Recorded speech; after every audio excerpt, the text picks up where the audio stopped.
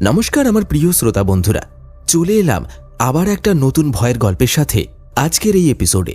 আজও কিন্তু গল্পের মধ্যে থেকে থাকছে একটি বিশেষ প্রশ্ন, তাই মন দিয়ে গল্পটি শুনুন। আজ আপনি শুনতে চলেছেন বাংলা অডিও স্টোরি জগতের স্বনামধন্য লেখক অপূর্ব সেনের কলমে হাড় হিম করা ভয়ের গল্প বৌঠান।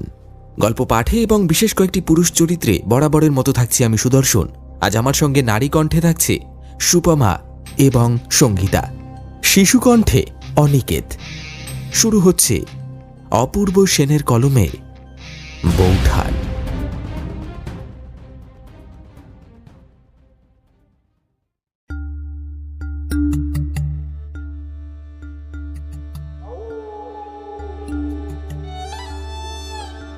1920 সালের এক সন্ধ্যা। পশ্চিম আকাশ রাঙিয়ে অস্ত যাচ্ছে সূর্য, তার রক্তিম আভা ছড়িয়ে পড়েছে সোনালি ধানের ক্ষেতে। বাতাসে নতুন ধানের গন্ধ। দূরে মন্দিরের ঘণ্টাধ্বনি শোনা যাচ্ছে। সেই সুরের মাঝেই আজ জমিদার বাড়িতে বেজে উঠেছে আনন্দের বাদ্যি। জমিদার শ্রীচরণ রায় দীর্ঘদিন ধরেই উপযুক্ত বধূর সন্ধানে ছিলেন তার বড় ছেলে রামকিশোরের জন্য। বহু খোঁজাখুঁজির পর অবশেষে সন্ধান মিলেছে এক সম্ভ্রান্ত ব্রাহ্মণ কন্যার, যার শোভা, গুণ, সৌন্দর্য সবই অনন্য। আজ সেই কন্যা নববধূ হয়ে প্রবেশ করেছে এই শতাব্দী প্রাচীন জমিদার বাড়িতে। লাল বেনারসি শাড়ির আভায় সজ্জিত নববধূ, মুখে গাঢ় লজ্জার আভা, কপালে টকটকে সিঁদুর, হাতে সোনার চুড়ি। মিষ্টি আলোয় ভাসছে তার গৌরবর্ণ মুখ। চারপাশে আত্মীয় স্বজন, দাসদাসী, কর্মচারীদের মুখে খুশির ঝলক। প্রাচীন রীতিনীতি মেনে আজ জমিদার বাড়িতে এসেছেন গুরুদেব, তান্ত্রিক মহেশ্বরানন্দ। দীর্ঘদেহী, রুক্ষ চেহারা, চোখে মুখে গভীর রহস্যের ছাপ, কপালে চন্দনের ফোঁটা, শ্বেত বসনে আবৃত তার তেজস্বী দেহ, আর গলায় রুদ্রাক্ষের মালা এবং হাতে ত্রিশূল সদৃশ্য কাঠের দণ্ড। জমিদার বাড়ির মানুষ তাকে পরম শ্রদ্ধার চোখে দেখে। বধূর শাশুড়িমা নিজ হাতে জল ঢেলে তার পা ধুইয়ে দিচ্ছে। তার চোখে পরম ভক্তি। এ যেন দেবতাকে পুজো করার মতো এক পবিত্র রীতি।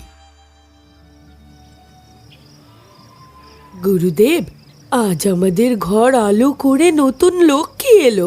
ওর মঙ্গল কামনার জন্যই আপনাকে ডেকেছি। গুরুদেব কিছুক্ষণ বধূর দিকে তাকিয়ে রইলেন, তারপর শান্ত গলায় বললেন, এই কন্যার কপালে শুভ লক্ষণ আছে, তবে এখানে এক শক্তির আভাস টের পাচ্ছি। যাক, দেবীর কৃপা থাকলে সব শুভ হবে। তার কথা শুনে সবাই এক মুহূর্তের জন্য থমকে গেলেও জমিদার বাবু হাসলেন। গুরুদেব, আপনি তো জানেন আমাদের পরিবারে দেবী দুর্গার কৃপা চিরকাল বিরাজমান। আমাদের আশীর্বাদ করুন যাতে এই নতুন জীবন সুখী হয়। এসব কথার মাঝেই জমিদার বাড়ির ছোট ছেলে, মাত্র 12 বছরের অভয়, দূরে দাঁড়িয়ে মিটিমিটি হাসছে। তার চোখে কৌতূহল আর আনন্দের ঝলক, যেন নতুন বৌঠান তার নতুন খেলার সঙ্গী। ইতিমধ্যেই বৌঠানের সঙ্গে তার বন্ধুত্ব হয়ে গেছে। সে লুকিয়ে লুকিয়ে তাকে খিলখিলিয়ে হাসিয়ে তুলছে। নববধূ এক ঝলক অভয়ের দিকে তাকিয়ে মিষ্টি হেসে ফেললেন।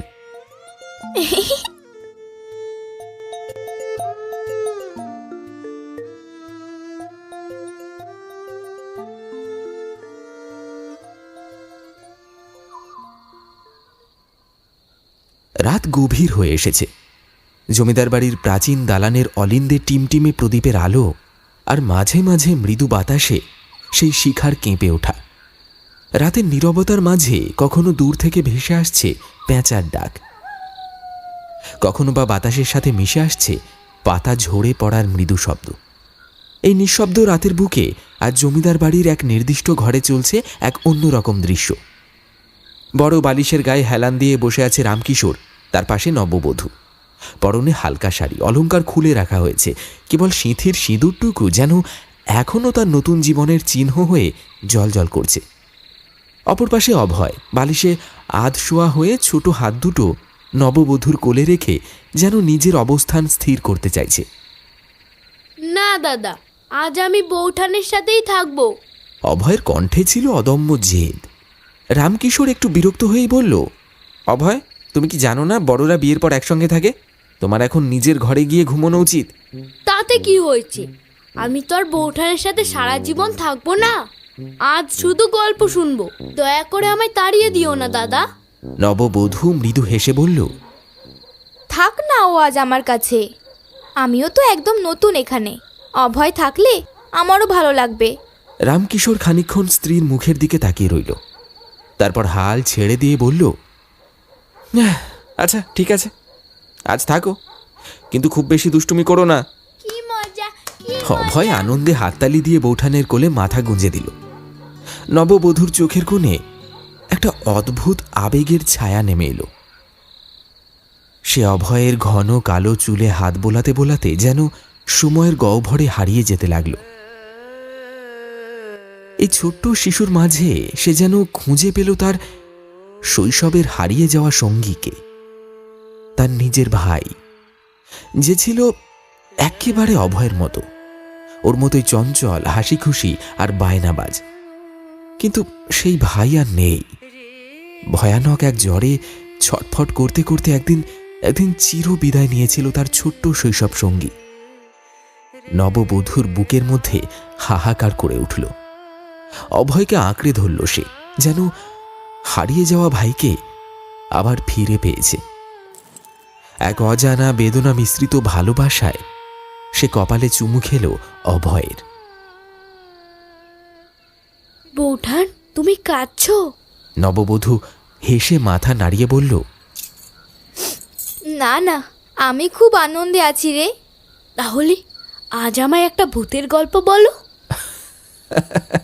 ওহে, রাতের এই গভীর বেলায় ভূতের গল্প কি খুব দরকার ছোটবাবু? অবশ্যই দরকার। আমি ভয় পেলে তো আমায় বৌঠান জড়িয়ে ধরবে। ঘর জুড়ে হাসির গুঞ্জন ছড়িয়ে পড়ল। বাতাসে যেন এক মায়াময় শীতলতা নেমে এলো। বাইরে শেয়ালের হুক্কা হুয়া ডাক শোনা গেল। দূরের বটগাছের নিচে অন্ধকার যেন আরো ঘন হয়ে এলো।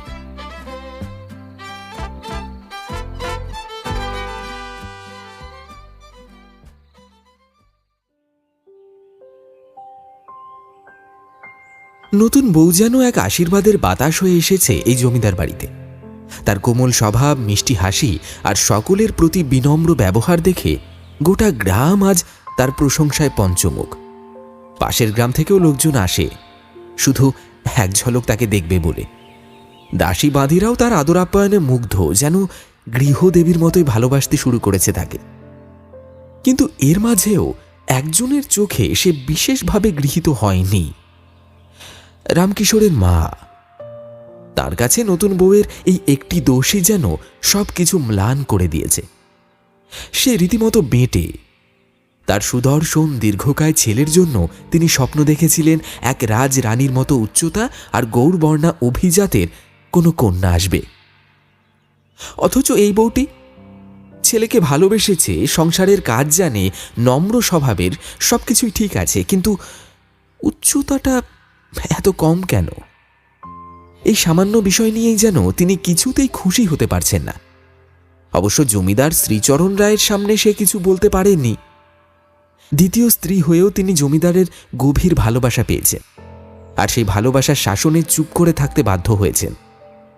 জমিদার শ্রীচরণ রায়ের জীবন একসময় শূন্যতায় ভরেছিল। প্রথম স্ত্রী কোনো এক অজানা অভিমানে তাকে ছেড়ে চলে গিয়েছিলেন। সেই সংসারে কোনো সন্তান আসেনি। দ্বিতীয় স্ত্রী এলেন এক নতুন আশীর্বাদ হয়ে। তার স্নেহ ও ভালোবাসায় জমিদারের নিঃসঙ্গ জীবন ভরে উঠেছিল এক অনন্য পারিবারিক বন্ধনে। সেই ভালোবাসা, সেই পরম্পরা তিনি রেখে গেছেন নিজের সন্তানদের মধ্যেও।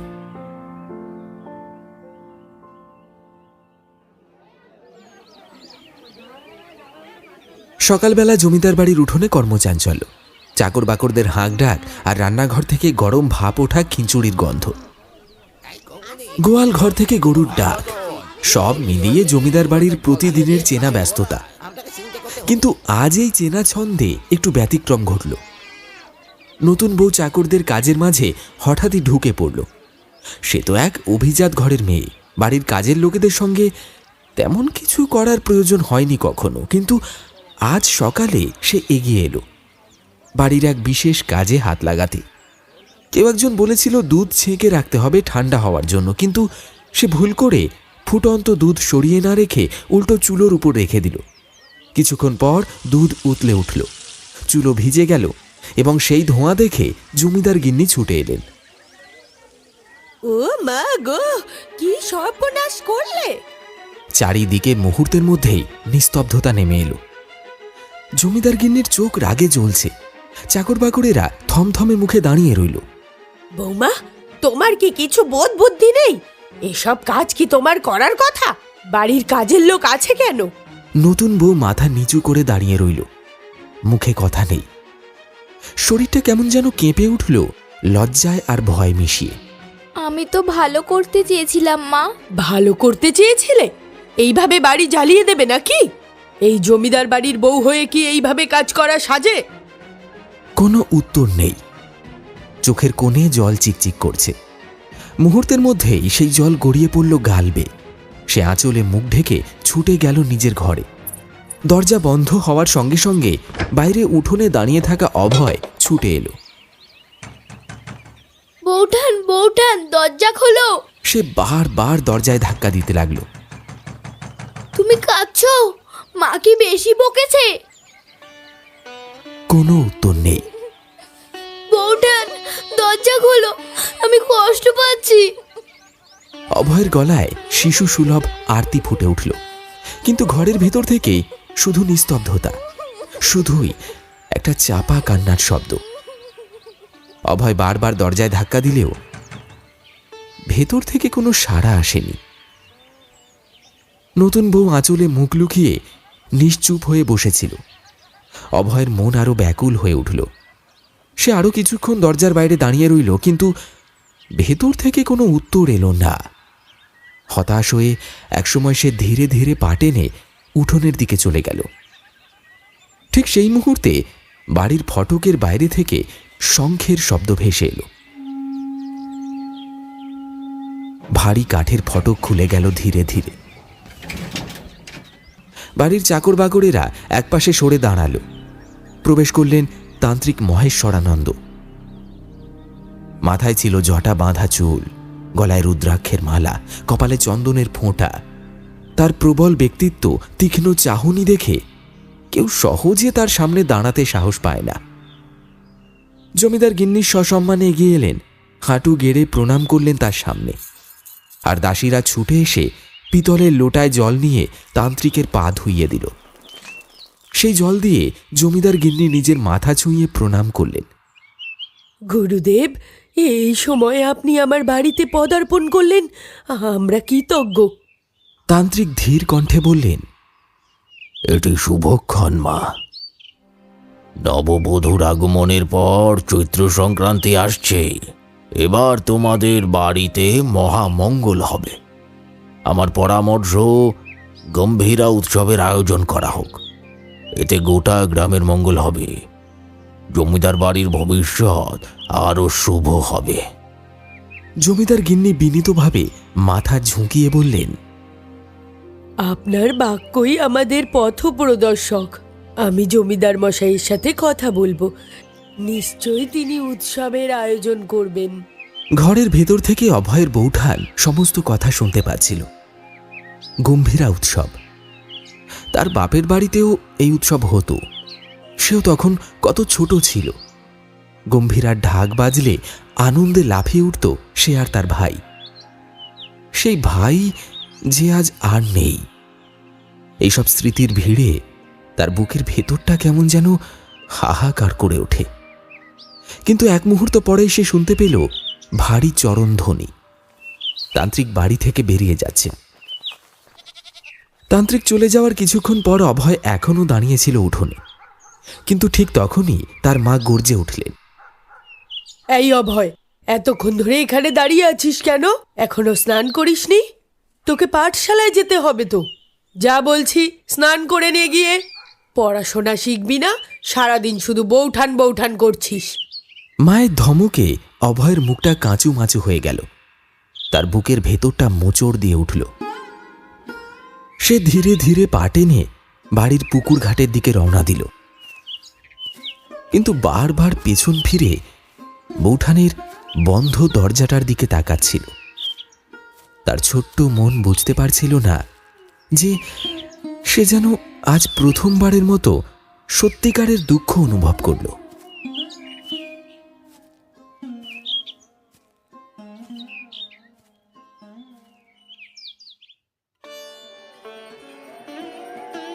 চৈত্র সংক্রান্তি সেই দিনটা যেন জমিদার বাড়ির ইতিহাসে একটা বিশেষ অধ্যায় হয়ে রইল। বিশাল প্রাঙ্গণ আলোয় ঝলমল করছে। মাটির প্রদীপের নরম আলোয় জমিদার বাড়ির প্রতিটা কোণ রহস্যময় আভায় মিশে গেছে। গম্ভীরার ঢাক, কাঁসা আর শঙ্খের শব্দে বাতাস কাঁপছে। সারা গ্রাম যেন একত্র হয়েছে এই মহোৎসবে। প্রবীণরা বসে আছে গম্ভীরা গানের আসরে, ছেলেমেয়েরা দৌড়ঝাঁপ করছে উঠোন জুড়ে। পুকুর ঘাটে সজ্জিত হয়েছে প্রসাদ বিতরণের ব্যবস্থা। জমিদার শ্রীচরণ রায় আর তার স্ত্রী ও পরিবারের অন্যান্য সদস্যরা সসম্মানে বসে আছেন। আর সামনে দাঁড়িয়ে পুজোর সমস্ত নিয়মবিধি পালন করছেন স্বয়ং মহেশ্বরানন্দ তান্ত্রিক। তান্ত্রিকের গলা গভীর ও স্থির। এক একটি মন্ত্রোচ্চারণে যেন বাতাসের প্রবাহ বদলে যাচ্ছে। আগুনের লাল আলোয় তার রুদ্রাক্ষ মালা, কপালের চন্দনের তিলক আর জটার মধ্যে গাঁথা বেলপাতাগুলি আরো ভীতিকর দেখাচ্ছে। একাগ্র চিত্তে তিনি হাতে থাকা ত্রিশূলের আগায় গঙ্গার জল ছিটিয়ে চারদিক পবিত্র করে তুললেন। আর তারপরেই তিনি একগুচ্ছ লাল সুতোয় বাঁধা একটা বিশেষ পুঁটুলি বের করলেন। এই পুঁটুলির মধ্যে থাকা উপাদানগুলো বিশেষভাবে প্রস্তুত করা হয়েছে। এগুলো বাড়ির চার কোণে এবং মূল প্রবেশ দ্বারের সামনে স্থাপন করতে হবে, যাতে অশুভ শক্তি কোনোভাবেই প্রবেশ করতে না পারে। এই কথা শুনে বাড়ির চাকর বাকররা দ্রুত এগিয়ে গেল। মহেশ্বরানন্দ নিজেই একে একে বাড়ির উত্তর, দক্ষিণ, পূর্ব ও পশ্চিম কোণে লাল সুতোয় বাঁধা সেই পুঁটুলি স্থাপন করলেন। তারপর মূল দরজার সামনে একটি ছোট্ট গর্ত খুঁড়ে গভীর মনোযোগে একটিকে পুঁতে দিলেন। মুহূর্তের মধ্যেই শুদ্ধ গন্ধ ছড়িয়ে পড়ল চারপাশে। এরপর তিনি রামকিশোর এবং তার নববধূ সদ্য গৃহলক্ষ্মী হয়ে আসা শারদাকে সামনে ডেকে আনলেন। শারদা ইতস্তত করছিল, কিন্তু শাশুড়ির ইশারায় সে ধীর পায়ে এগিয়ে এলো। তান্ত্রিক তার গলায় একটি কালো সুতোয় বাঁধা মন্ত্রপুত তাবিজ পরিয়ে দিলেন, আর রামকিশোরের হাতে আরেকটি দিলেন। এটি ধারণ করো, তোমাদের দাম্পত্য জীবনের সুখ ও কল্যাণ রক্ষা হবে। শারদা তাবিজের ঠান্ডা স্পর্শ অনুভব করতেই বুকের ভেতর অদ্ভুত একটা শিহরণ বয়ে গেল। এই অনুভূতির মাঝেই কানে এলো ঢাকের উন্মাদনা।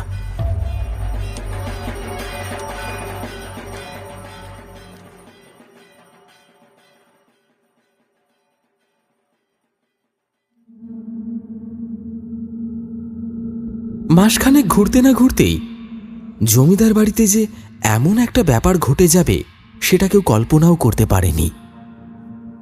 বাড়ির বাতাস থমথমে, যেন কালো কোনো অশনির সংকেত ছড়িয়ে পড়েছে চারিদিকে। জমিদার গিন্নি চেঁচিয়ে উঠলেন, আমি আগেই বলেছিলাম এই মেয়েটা হচ্ছে কুলক্ষণা, বাড়িতে অমঙ্গল ডেকে আনবে। তোমরা কেউ আমার কথা শুনলে না। আজ এই সর্বনাশের জন্য দায়ী কে? তার কথা শেষ হতে না হতেই এক গম্ভীর অথচ শীতল স্বর কেটে উঠল। তুই যা বলছিস সত্যি বলছিস তো অভয়? বেতের চেয়ারে বসে থাকা জমিদার শ্রীচরণ রায়ের কণ্ঠে ছিল দৃঢ়তা, কিন্তু চোখে গভীর সংশয়। তার ছোট ছেলে অভয় দাঁড়িয়ে আছে দরজার পাশে। তার সারা শরীর কাঁপছে ভয়ে, চোখে মুখে ভয় আর অবিশ্বাসের মিশ্রণ। কাঁপা কাঁপা গলায় বলল, হ্যাঁ হ্যাঁ বাবা, আমি নিজের চোখে দেখেছি। বৌঠান। তার গলা বুঝে এলো। চারপাশের সবাই নিঃশ্বাস আটকে তাকিয়ে আছে তার দিকে। গিলতে গিলতে সে বলতে শুরু করলো, আমি সন্ধ্যের সময় বড় ঠাকুর ঘরের পাশের বারান্দা দিয়ে যাচ্ছিলাম। তখনই রান্নাঘরের দিকে একটা অদ্ভুত শব্দ শুনতে পেলাম, যেন কাঁচা কিছুর চিবানোর শব্দ। খুব ধীরে গিয়ে উকি দিলাম, আর তখনই তার গলা শুকিয়ে কাঠ হয়ে এসেছে। জমিদার গিন্নির আর তর সইছে না। তিনি প্রায় চেঁচিয়ে বললেন, কি দেখলি? বল বল বলছি। অভয় ফাঁকা দৃষ্টি নিয়ে ফিসফিস করে বলল, আমি দেখলাম সারদা বউঠান কাঁচা মাছ চিবিয়ে খাচ্ছিল। হাতে ধরা ছিল একটা বড় মাছ, দাঁত দিয়ে ছিঁড়ে ছিঁড়ে গোগ্রাসে গিলছিল। আমি ডাক দিতেই সে আমার দিকে তাকালো, আর আর তখনই সবাই নিঃশ্বাস বন্ধ করে তাকিয়ে আছে অভয়ের দিকে। তার চোখ দুটো বেশ ভারিত। সে কাঁপা কাঁপা গলায় বলতে লাগলো, তোর চোখে মনে ছিল না? একেবারে ফাঁকা, শূন্য, অন্ধকার। তার মুখের চামড়া ফেটে গিয়েছিল, ঠোঁটটা ছিঁড়ে গেছে দুদিকে, মুখের হাঁটা ভীষণ বড় হয়ে গিয়েছিল, যেন একটা বিশাল বড় গর্ত। তার লম্বা জিভটা একটু বেরিয়েছিল, লালচে আর পিচ্ছিল দাঁতগুলো যেন এত ধারালো হয়ে উঠেছিল, যেন বাঘের দাঁত। আমি দেখলাম তার মুখে মাছের আঁশ আর তাজা রক্ত লেগে আছে। সে আমার দিকে তাকিয়ে একটা অদ্ভুত বিকৃত হাসি হাসলো, যেন যেন সে থেমে গেল, শিউরে উঠল। চারিদিকে স্তব্ধতা, কারোর মুখে কোনো কথা নেই, শুধুই ভয়ার্ত দৃষ্টি। তারপর অভয় ফিসফিস করে বলল, সে আমার দিকে তাকিয়ে অজ্ঞান হয়ে পড়ে গেল। ঘরের সবাই একে অপরের দিকে তাকালো। বাড়ির নববধূ সারদা তখন উপরতলায় নিজের ঘরে বিছানায় অচেতন হয়ে পড়ে আছে। তার সাদা মুখ আর নিস্তেজ শরীর।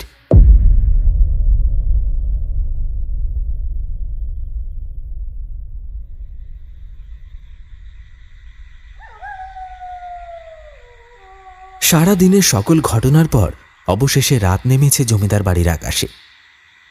নক্ষত্রহীন অন্ধকারাচ্ছন্ন সেই রাত যেন চারপাশে এক চাপা অস্বস্তি ছড়িয়ে দিয়েছে। বাড়ির প্রতিটি কোণ আজ যেন একটু বেশি নিস্তব্ধ, একটু বেশি রহস্যময়। বাইরে দূরের বাঁশবনের পাতারা মৃদু মর্মর ধ্বনি তুলেছে। আর ঠিক তখনই সারদার চোখ ধীরে ধীরে খুলল।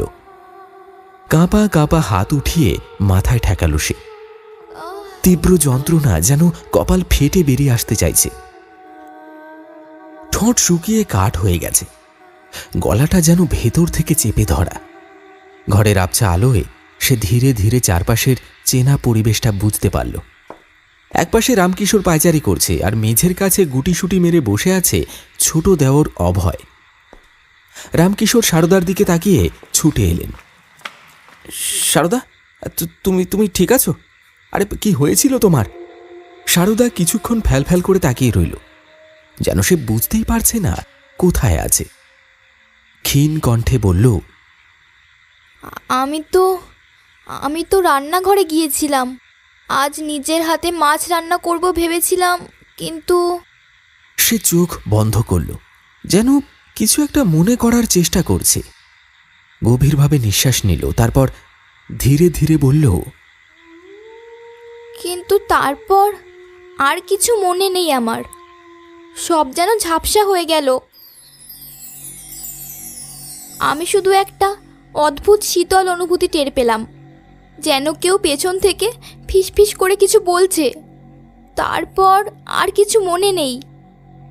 রামকিশোর চিন্তিত দৃষ্টিতে স্ত্রীর মুখের দিকে তাকালেন।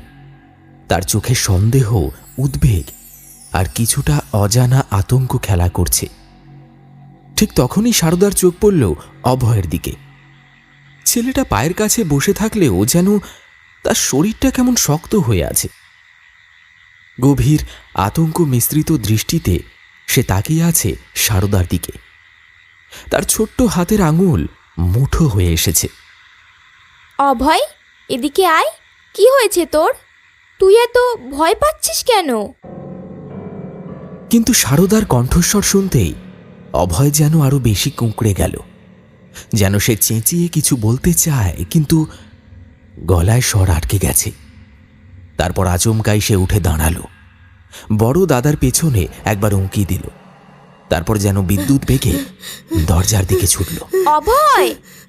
সারদার ডাক উপেক্ষা করে অভয় দরজা ঠেলে দৌড়ে পালিয়ে গেল। সারদা হতবাক হয়ে তাকিয়ে রইল।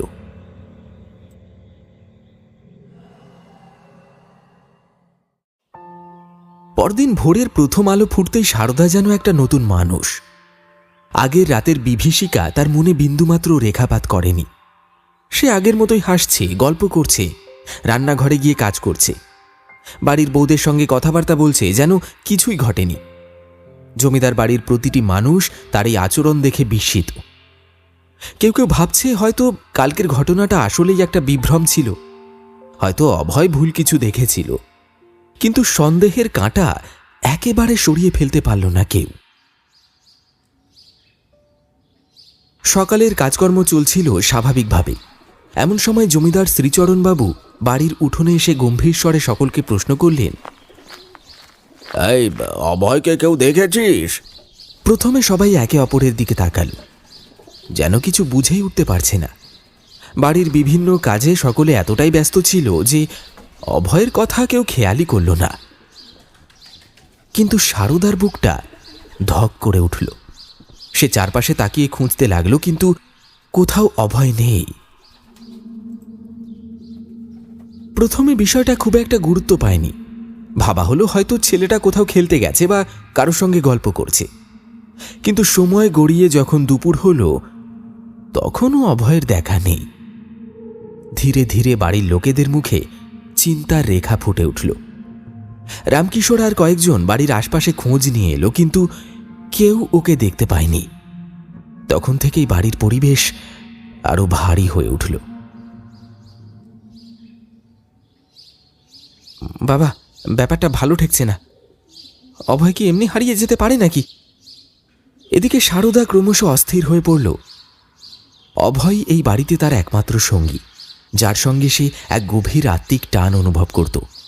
তারই যদি কিছু হয়ে থাকে, তবে বুকের ভেতরটা অজানা আতঙ্কে একবার কেঁপে উঠল। বিকেল গড়িয়ে এলো। হঠাৎ কোথা থেকে উড়ে এলো এক সাদা রঙের পায়রা। এটি সোজা উড়ে এসে বসল জমিদার শ্রীচরণ বাবুর হাতল আঁকড়ে। জমিদার প্রথমে বিষয়টা ততটা গুরুত্ব দেননি, কিন্তু পরক্ষণেই তার দৃষ্টি আটকে গেল পায়রার পায়ের দিকে।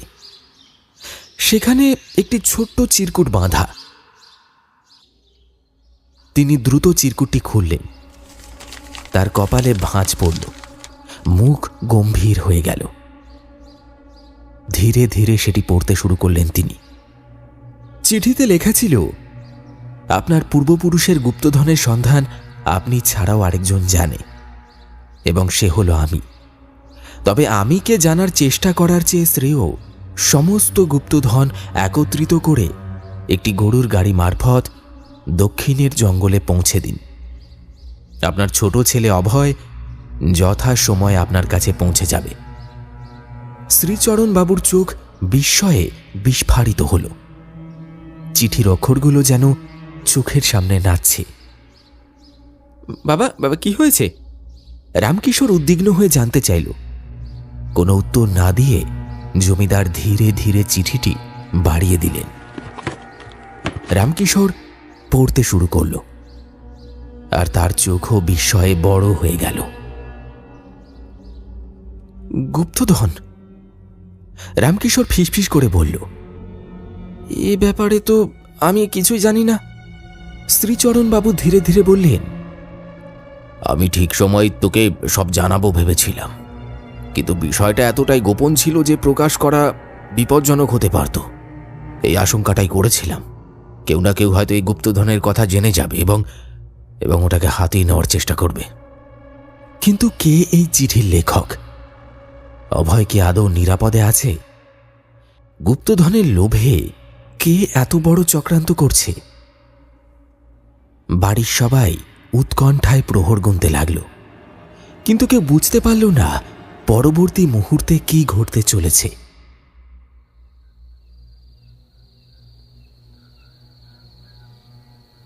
রাত তখন গভীর। ঘড়ির কাঁটা একটার ঘর ছুঁই ছুঁই করছে। পুরো বাড়িটা যেন একটা গভীর আতঙ্কের ছায়ায় ডুবে গেছে। অভয় নিখোঁজ হওয়ার পর থেকে কারোর মুখে গ্রাস পর্যন্ত ওঠেনি। জমিদার বাড়ির পরিবেশ ভারী হয়ে আছে একটা চাপা দুশ্চিন্তায়। কিন্তু সারদাই যেন সবচেয়ে বেশি ভেঙে পড়েছে। নিখোঁজ ভাইয়ের জন্য তার চোখের জল কিছুতেই থামছে না। একটু আগেও সে সিঁড়ির পাশে বসে কান্না করছিল, মাথা গুঁজে রেখেছিল নিজের কোলের ওপর। কিন্তু হঠাৎ করে যেন তার অস্তিত্ব মুছে গেল। চারপাশে তাকিয়ে দেখা গেল সারদা কোথাও নেই। এই মুহূর্তে জমিদার বাড়িতে আরও একটি বিপর্যয় নেমে এলো। জমিদার শ্রীচরণবাবু হঠাৎই কাশতে কাশতে প্রবল বমি করতে লাগলেন।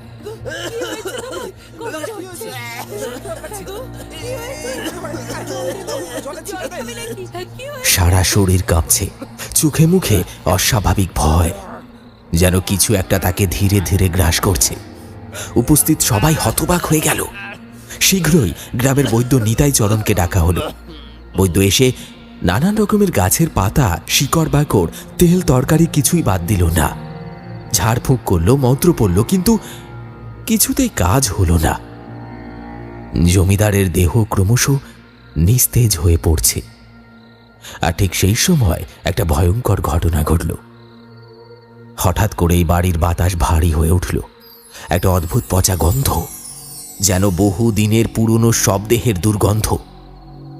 কোথা থেকে আসছে এই গন্ধ কেউ বুঝে উঠতে পারল না। কুয়োর পাশে বসে থাকা কুকুরগুলো বিকট স্বরে চিৎকার করে উঠল, যেন কোনো ভয়ানক কিছু তারা দেখতে পাচ্ছে, কিন্তু মানুষরা তা দেখতে পাচ্ছে না। বাতাসের ভেতর একটা চাপা গুঞ্জন, যেন অনেকগুলো অদৃশ্য কণ্ঠস্বর ফিসফিস করে কথা বলছে। আকাশ আকাশ কালো মেঘে ঢেকে গেছে। হঠাৎ করেই বাতাসের বেগ বেড়ে গেল। ঘরের ঝুলন্ত কাঁসার বাতিগুলো দুলতে লাগলো, যেন যেন কোনো অদৃশ্য শক্তি তাদের নাড়াচ্ছে। একটা দরজা বিকট শব্দে নিজে থেকেই খুলে গেল, আর সবার বুকটা কেঁপে উঠল। রামকিশোর তড়ি ঘড়ি করে ছুটে গিয়ে দরজাটা বন্ধ করতে চাইল, কিন্তু তার হাতের নাগালের আগেই দরজাটা একটা প্রচণ্ড ঝড়ের তোড়ে ধাক্কা মেরে বন্ধ হয়ে গেল। যেন কেউ বা কিছু এই বাড়ির ভেতর ঢুকেছে। এই অস্বাভাবিক পরিস্থিতির মধ্যেই টের পাওয়া গেল সারদা নেই। সারদা, সারদা কোথায় গেল? এই মেয়েটাই হলো যত নষ্টের গোড়া। ও আসার পর থেকে এই বাড়িতে যত অলক্ষ্মী নেমে এসেছে। কিন্তু জমিদার বিরক্ত হয়ে বললেন, আরে তুমি একটু থামবে? ও নতুন এসেছে, এই রহস্যের সঙ্গে ওর কোনো সম্পর্ক নেই। আমার মন বলছে এর পেছনে অন্য কোনো গভীর ষড়যন্ত্র লুকিয়ে আছে।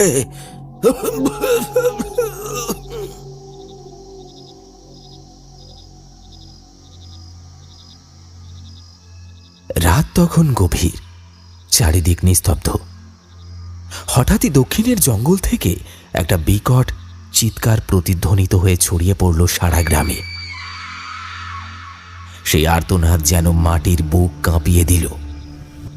কে চিৎকার করল? অভয় নাকি সারদা? জমিদার বাড়ির সবাই স্তব্ধ হয়ে গেল।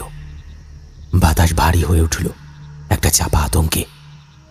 শ্রীচরণবাবু তখনও নিথর, দুর্বল শরীরে শুয়ে আছে। তার কপালে বিন্দু বিন্দু ঘাম। তার শারীরিক অবস্থা এতটাই খারাপ যে তিনি নিজে উঠতে পারলেন না।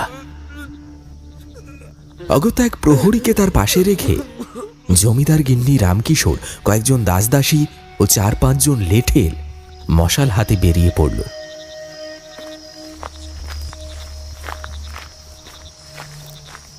গ্রামের কাঁচা পথ ধরে তারা এগোতে লাগল। রাতের নিকষ অন্ধকারে শুধু মশালের হলুদ আলোয় কাঁপা কাঁপা শিখা। বাতাসে দুলছে কৃষ্ণচূড়ার শুকনো পাতা। ঝিঁঝি পোকার একটানা ডাকের মাঝে কোথাও দূর থেকে শেয়ালের হাহাকার ভেসে আসছে। মনে হচ্ছে পুরো প্রকৃতি যেন গুমোট নীরবতায় কিছু একটা ভয়ঙ্কর আশঙ্কা করছে। লেঠেলদের হাতে ধরা আছে অস্ত্র, তীর, ধনুক, বল্লম, বর্ষা। বন্যজন্তুর আক্রমণ হতে পারে, কিংবা অন্য কিছু। জঙ্গলের কাছে পৌঁছেই প্রথমে তারা কিছু দেখতে পেল না, শুধুই অন্ধকার।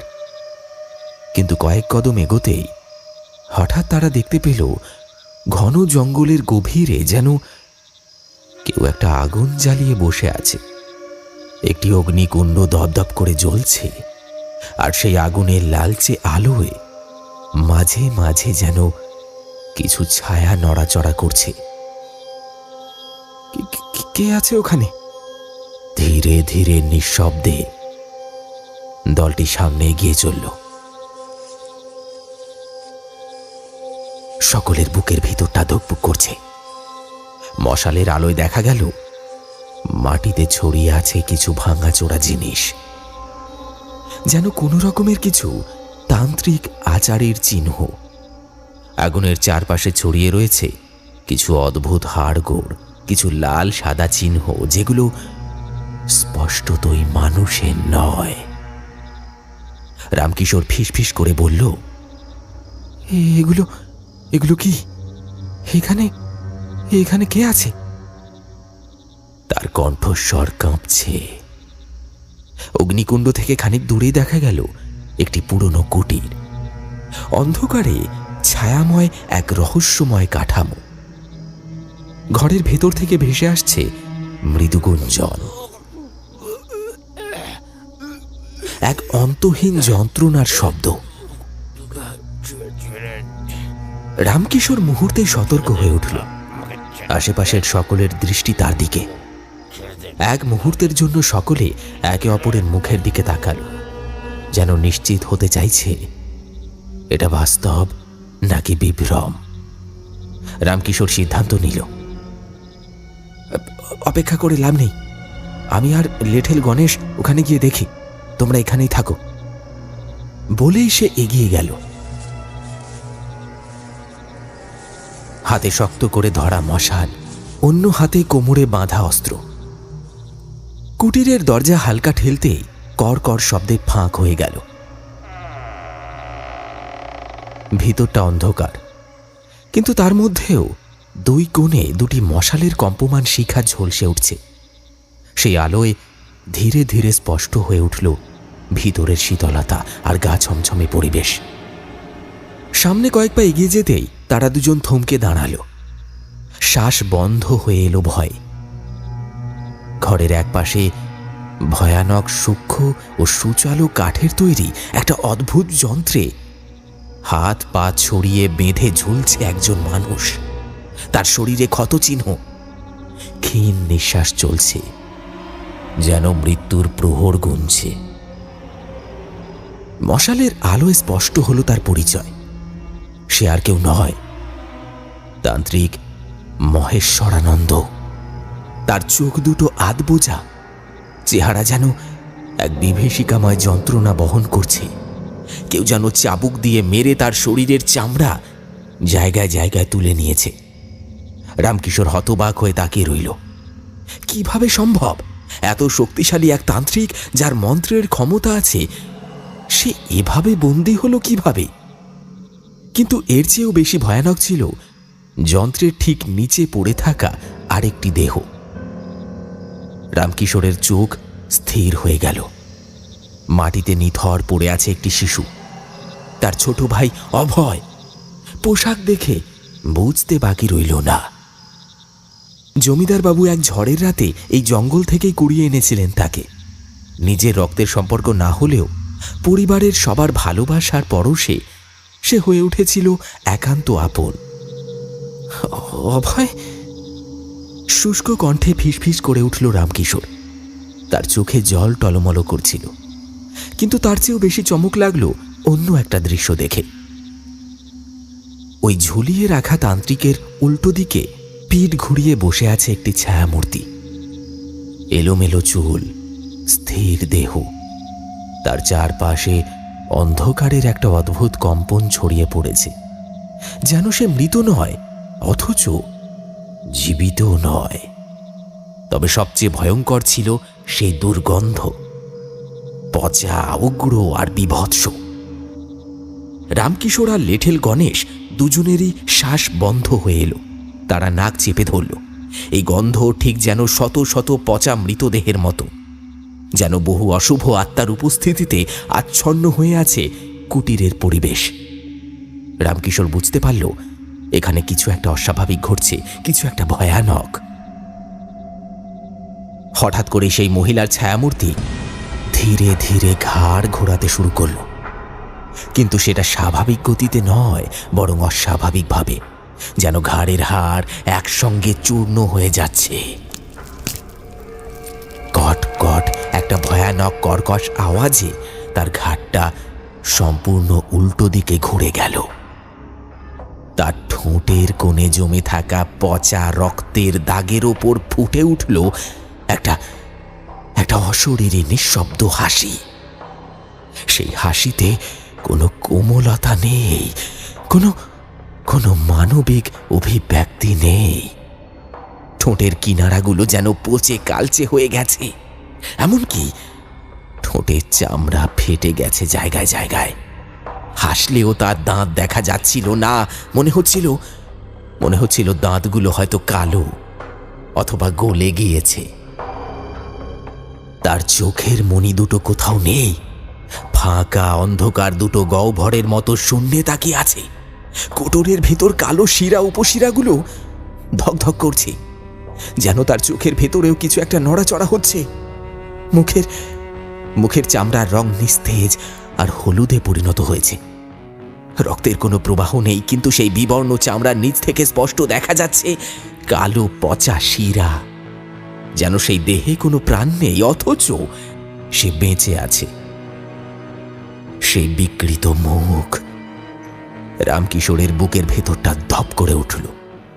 সে কোনোদিনও কল্পনাও করতে পারেনি যে সারদাকে এইভাবে দেখতে হবে। এ কি করে সম্ভব? কিভাবে এই সুন্দরী নারী এক ভয়ঙ্কর বিভীষিকায় পরিণত হলো? তার মনের ভেতর একের পর এক প্রশ্ন ঝড়ের মতো ঘুরপাক খাচ্ছে, কিন্তু উত্তর পাওয়া যেন অসম্ভব। তার পাশে থাকা লেঠেল গণেশ সারদার সেই বিভৎস রূপ দেখেই একটা বিকট আর্তনাদ করে ধপ করে মাটিতে লুটিয়ে পড়ল। মুখের চারপাশে ফেনা বেরোতে লাগলো, শরীরটা থরথর করে কাঁপতে লাগলো, আর এক মুহূর্তের মধ্যে নিস্তেজ হয়ে গেল। রামকিশোর অনুভব করল তার শিরদাঁড়া বরফের মতো ঠান্ডা হয়ে গেছে। কুটিরের ভেতর যেন সময় থমকে গেছে। বাতাসের ভারী গন্ধ আরো ঘনীভূত হচ্ছে, সেই পচা দুর্গন্ধ। আর সেই বিভৎস ছায়ামূর্তি তখনও তাকিয়ে আছে, একটানা নিশ্চল আর গভীর শূন্য দৃষ্টিতে। গভীর ক্লান্ত পরাজিত এক কণ্ঠে বন্দি অবস্থায় থাকা তান্ত্রিক মহেশ্বরানন্দ ফিসফিস করে বলল, আমাকে বাঁচাও রামকিশোর, আমি কথা দিচ্ছি, আমি আর এখানে থাকবো না। চলে যাব, বহু দূরে চলে যাব। অন্যায় করেছি, পাপ করেছি, লোভে পড়ে নিজের ফাঁদেই নিজে আটকে গেছি। আমি অসহায়। তার কণ্ঠে কোনো জাদুকরী মায়াজাল নেই কোনো ভয়ানক তেজ, বরং এক করুণ আকুতি, এক হাহাকার। তান্ত্রিকের চোখের গভীর অন্ধকার থেকে এক পশলা অতীতের ঝড় উঠে এলো। সে বলতে লাগলো, তুমি জানো না রামকিশোর, তোমার পিতার অতীতের এক অধ্যায় লুকিয়ে আছে আমার এই সর্বনাশের গল্পে। তোমার পিতার আগে একবার বিবাহ হয়েছিল এক নারীর সঙ্গে, কিন্তু সে সংসার সুখের হয়নি। আমি তখন তন্ত্র সাধনায় প্রবেশ করিনি, তখনও আমি ছিলাম মানুষ, আর সেই মেয়েটি ছিল আমার প্রেমিকা। কিন্তু অর্থের কাছে আমি হেরে গিয়েছিলাম। তার পিতা তাকে তোমার বাবার সঙ্গে বিয়ে দিলেন, তার মতের বিরুদ্ধে। সে সংসার করতে পারেনি। একদিন ঝড় বৃষ্টির রাতে সমস্ত সম্পর্ক ছিন্ন করে সে ফিরে এলো আমার কাছে। কিন্তু ততদিনে আমি অন্য পথে এগিয়ে গেছি। আমি স্থির করেছিলাম এই জীবনে আর কোনো নারীকে স্থান দেব না।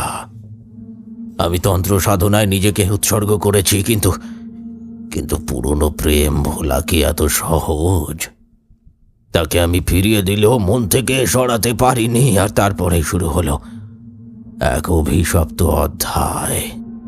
সেই নারী আমার কাছে এসে একদিন এক গোপন সত্য জানালো, তোমার বাবার গুপ্তধনের কথা।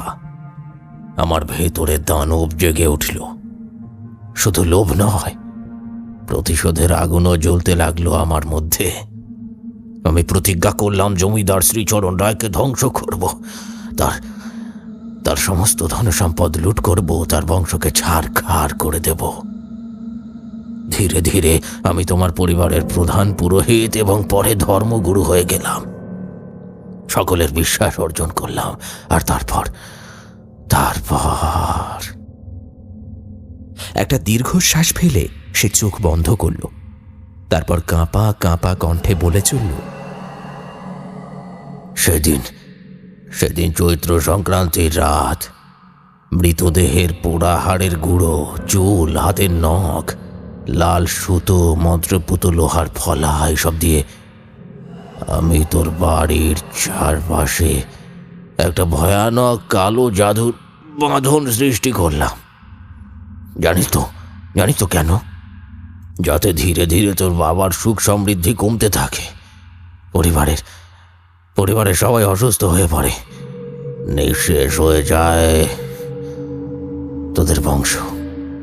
আমি ভেবেছিলাম একদিন সুযোগ পেলেই আমি সমস্ত ধনসম্পদ লুট করে চলে যাব, কিন্তু আমার পরিকল্পনা তখনই ব্যর্থ হলো, যখন তোমার ঠাকুরদার আত্মা ফিরে এলো।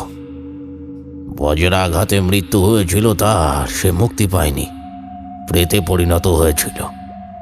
তোমার পরিবারকে রক্ষা করতে ফিরে এলো সে। চিরকাল আমি তার বিরুদ্ধে লড়েছি, তাকে বাধা দিতে চেয়েছি, কিন্তু কোনোদিনই পারিনি।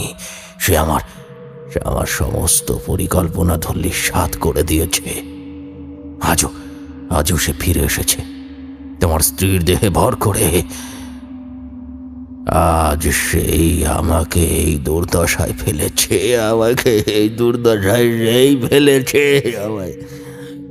হঠাৎ করেই তান্ত্রিক কাঁদতে শুরু করল, যেন এক ভেঙে পড়া পাপী। তার সমস্ত ষড়যন্ত্র আজ তার বিপক্ষে দাঁড়িয়েছে। রামকিশোর, ওনাকে বলো আমাকে ক্ষমা করুক। আমি নিঃস্ব হয়ে গেছি, আমার সহচারীকে তিনি ধ্বংস করে দিয়েছেন। আজ আমি একা, একদম একা। আমাকে মুক্তি দাও, আমাকে ক্ষমা করো। আমি সত্যি বাকি জীবন সুকর্ম করে কাটাতে চাই। তার কণ্ঠ ক্রমশ ফ্যাঁস ফ্যাঁসে হয়ে গেল, চোখের দৃষ্টি কুয়াশার মতো ঝাপসা হয়ে গেল। কিন্তু রামকিশোরের চোখে কোনো করুণা নেই। সে জানে পাপের ফসল একদিন পাপীকেই ভক্ষণ করে, আর আজ সেই দিন। বজ্র কণ্ঠে রামকিশোর বলল, শুধুমাত্র প্রতিশোধ স্পৃহার জন্য তুমি এতটা নিচে নামতে পারো? তোমাকে ভগবানের জায়গায় রেখেছিলাম আমরা, সেটা কি কম কিছু ছিল না? অন্যায় করেছো তুমি, অন্যায়, এর ফল তোমায় ভোগ করতেই হবে। সারদার বিকৃত অবয়বটা ধীরে ধীরে আবার ঘুরে তাকালো তান্ত্রিকের দিকে। সেই চাহনি শূন্য, অথচ তাতে ছিল এক অমোঘ ক্রোধ, এক শীতল প্রতিশোধ স্পৃহা। তার নীলচে কালো ঠোঁটের কোণে অদ্ভুত এক হাসি, যেন মৃত্যুর অনিবার্য পরিণতি দেখে সে তৃপ্তির শ্বাস ফেলছে। তার কঙ্কালসার হাত ধীরে ধীরে উঠে এলো বাতাসে। আঙুলের নখগুলো লম্বা, ধারালো, যেন শয়তানের নিজস্ব অস্ত্র। একটা মৃদু ইশারা করতেই নিচের সেই অদ্ভুত কাঠের তৈরি সুচালো যন্ত্রটি ধীরে ধীরে ঘুরতে শুরু করলো। প্রথমে মৃদু ঘূর্ণন, তারপর সেটা একটা বিকট শব্দে দ্রুত গতিতে ঘূর্ণায়মান হতে লাগলো, যেন কোনো অভিশপ্ত শক্তি তাকে নিয়ন্ত্রণ করছে। তান্ত্রিক মহেশ্বরানন্দ তখনও ঝুলন্ত অবস্থায়। তার দেহটা হালকা কেঁপে উঠল, আর পর মুহূর্তে সে বুঝতে পারল কিছু একটা টান তাকে নিচের দিকে নামিয়ে আনছে। তার পায়ের আঙুল কাঠের সেই সুচালো যন্ত্রের ধার ঘেঁষে যাচ্ছে, যেন এক ভয়ঙ্কর নিয়তির পরিহাস। তান্ত্রিক গলা ফাটিয়ে চিৎকার করল। সে হাত পা ছুঁড়ে বাঁচার চেষ্টা করছে, কিন্তু তার শরীর ক্রমে নিচে নামতে থাকলো। একটা অদৃশ্য শক্তি যেন তাকে ঠেলে নিয়ে যাচ্ছে মৃত্যুর দিকে। রামকিশোর দাঁড়িয়ে আছে বোবা হয়ে, তার পা যেন শেকড়ের মতো জমে গেছে মাটির সঙ্গে। সমস্ত কিছু অসার, অথচ তার চোখের সামনে যা ঘটছে তা যেন বাস্তব নয়, কোনো বিভীষিকাময় দুঃস্বপ্ন। হঠাৎই বাইরে অপেক্ষারত লোকজন দরজা ঠেলে ঘরের মধ্যে ঢুকে পড়ল। তাদের চোখের সামনে ঘটতে থাকা দৃশ্য যেন নরকের কোনো অধ্যায়। তান্ত্রিকের দেহটা এবার সম্পূর্ণ নিচে নেমে এলো, আর পর মুহূর্তে সেই কাঠের যন্ত্রের ঘূর্ণমান ফলার উপর পড়ল সে। একটা বীভৎস চিৎকার ছিঁড়ে গেল বাতাসে, যেন মানব কণ্ঠের শেষ আর্তনাদ। আর তারপর রক্তের এক ভয়ঙ্কর ঝর্ণা। সেই যন্ত্রের তীক্ষ্ণ ফলাগুলো এক মুহূর্তে ছিন্ন ভিন্ন করে ফেলল তান্ত্রিকের শরীরটা। তার পেট চিরে নাড়ি ভুঁড়ি বেরিয়ে এলো বাইরে। তার হাতের মাংস আলাদা হয়ে গেল হাড় থেকে। চোখের কোটর ফেটে বেরিয়ে এলো রক্তাক্ত মণি। শরীরের প্রতিটি অঙ্গ প্রত্যঙ্গ ছিটকে পড়তে লাগলো ঘরের বিভিন্ন কোণে। নারকীয় আর্তনাদ মিলিয়ে গেল এক বিকট ঘষাঘষির শব্দে। আর মুহূর্তের মধ্যেই একটা বীভৎস লাশে পরিণত হল মহেশ্বরানন্দ। রক্তের গরম ফোয়ারা এসে পড়ল ঘরের উপস্থিত মানুষের গায়ে। কারোর মুখে, কারোর চোখে, কেউ বা কাপড়ে মাখামাখি হয়ে গেল সেই টাটকা রক্তে। আর সেই রক্তে একেবারে স্নান করে দাঁড়িয়ে রইল সারদা। তার বিকৃত নারী অবয়ব এখন বিভীষিকাময় প্রতিমার মতো, মাথা থেকে পা পর্যন্ত লাল হয়ে গেছে। আর সেই গন্ধ, একসঙ্গে পচা দুর্গন্ধ আর কাঁচা রক্তের উষ্ণ লোহিত গন্ধ মিশে বাতাসে এমন এক ভয়ানক পরিবেশ সৃষ্টি করল যে কেউ সহ্য করতে পারল না। সবাই বাইরে গিয়ে একে একে হড়হড় করে বমি করে দিল।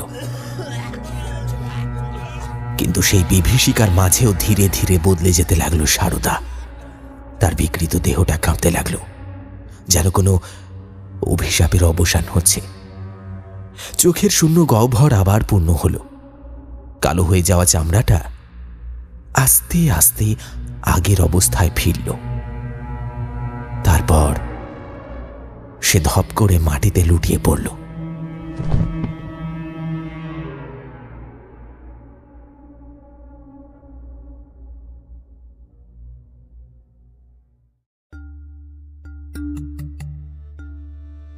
সপ্তাহখানেক কেটে গেছে।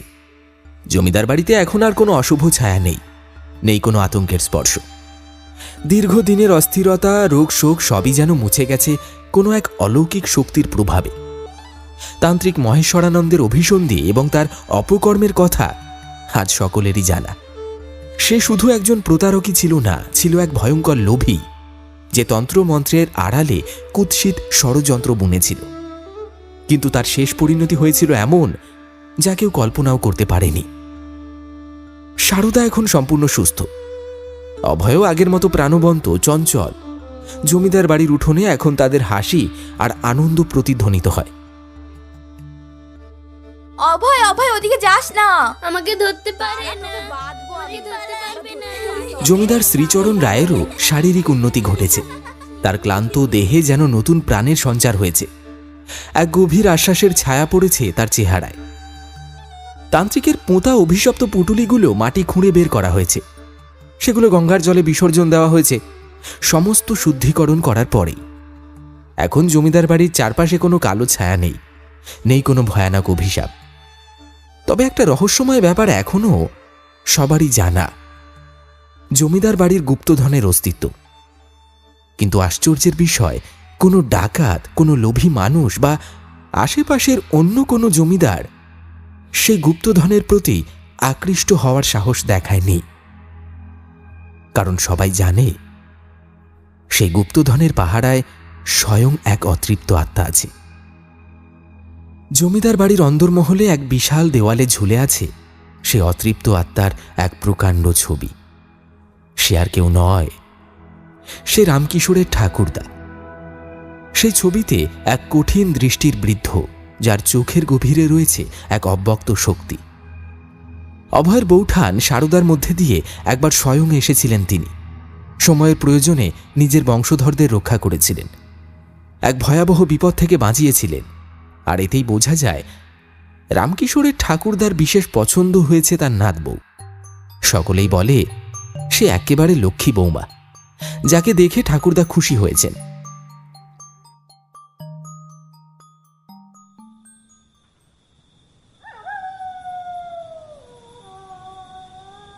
রাত তখন গভীর। নক্ষত্রহীন কালো আকাশের নিচে জমিদার বাড়ি এক রহস্যময় নিস্তব্ধতায় আচ্ছন্ন। কেবল মাঝে মাঝে বাতাসের মৃদু শব্দ, দূরে কোথাও একটানা ঝিঁঝি পোকার ডাক শোনা যাচ্ছে। সারদা বসে আছে ঘরের ভেতর বিছানার এক ধারে। হঠাৎ ঘরে প্রবেশ করল রামকিশোর। দরজার কড়া নাড়িয়েই সে ঢুকে পড়ল ভেতরে। কি হলো, তুমি এখনো ঘুমোওনি? সারদা ধীরে ধীরে মুখ তুলল। একটা মৃদু হাসি ফুটল ঠোঁটের কোণে। সে আলতো করে রামকিশোরের কাঁধে হাত রাখল, কিন্তু পর মুহূর্তে সেই ছোঁয়া যেন বদলে গেল। তার কণ্ঠস্বরে অদ্ভুত পরিবর্তন এলো, গম্ভীর, ভারী আর অনেকটা যেন পুরুষালী কণ্ঠস্বর।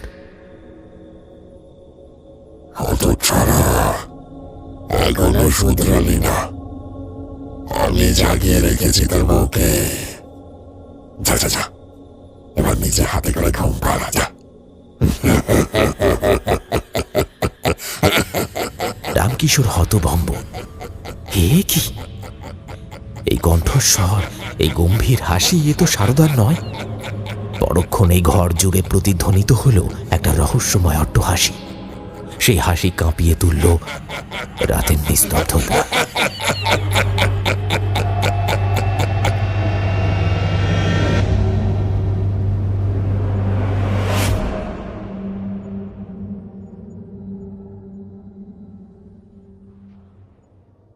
শুনলেন বৌঠান। আমাদের আজকের নিবেদনের এই গল্পটি আপনার কেমন লাগলো অবশ্যই কমেন্ট করে জানাতে ভুলবেন না। যেমনটা গল্পের শুরুতে বলেছিলাম, আজও গল্পের মধ্যে থেকে থাকছে কিন্তু একটি বিশেষ প্রশ্ন। তাহলে চলুন দেখা যাক কারা কারা গল্পটি মন দিয়ে শুনলেন। আচ্ছা বলুন তো, আমাদের আজকের গল্পের বৌঠান অর্থাৎ সারদা কোন বংশের মেয়ে ছিল? অর্থাৎ জাতি ধর্ম নির্বিশেষে তার জাত কি ছিল? সঠিক উত্তর লিখে আপনার নাম এবং আপনি কোন জায়গা থেকে গল্পটি শুনলেন সেটিও মেনশন করতে ভুলবেন না। সঠিক ভুলবেন না। তাহলে দেখা হচ্ছে খুব শীঘ্রই আবার কোনো নতুন রোমাঞ্চকর গল্পের সাথে অন্য কোনো এপিসোডে। ততক্ষণের জন্য সবাই ভালো থাকবেন, সুস্থ থাকবেন। ধন্যবাদ।